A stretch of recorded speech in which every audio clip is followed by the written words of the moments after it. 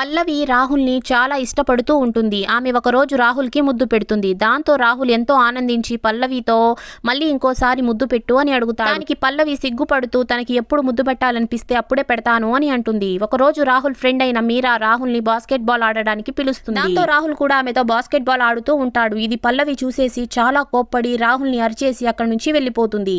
School అయిపోయాక రాహుల్ పల్లవి దగ్గరికి వెళ్లి సారీ చెప్తాడు. దానికి పల్లవి మీరా మంచి అమ్మాయి కాదు, అందుకే నాకు కోపం వచ్చింది అని అంటాడు. దాంతో రాహుల్ సరే నేను ఎప్పుడు ఇంకా మీరాతో మాట్లాడను అని అనడంతో పల్లవి అతన్ని క్షమిస్తుంది. పల్లవి పుట్టినరోజు రాహుల్ గిటార్ తో ఒక మ్యూజిక్ ని ప్లే చేసి ఆమెకి వినిపిస్తాడు. ఆ మ్యూజిక్ ని విన్న పల్లవి ఎంతో ఆనందిస్తుంది. దాంతో పల్లవి రాహుల్ కి ముద్దు పెడుతుంది. మరుసటి రోజు స్కూల్లో ఫంక్షన్ ఉండడంతో మీరా రాహుల్ ని హెల్ప్ చేయడానికి రా అని చెప్పి పిలుస్తుంది. దాంతో రాహుల్ ఆమెకి హెల్ప్ చేయడానికి వెళ్తాడు. అప్పుడే మీరా కళ్ళల్లో ఏదో పడడంతో రాహుల్ ఆమె కళ్ళల్లో ఉన్న దుమ్ముని తీస్తూ ఉంటాడు. అప్పుడే మీరా రాహుల్ కి ముద్దు పెట్టేస్తుంది.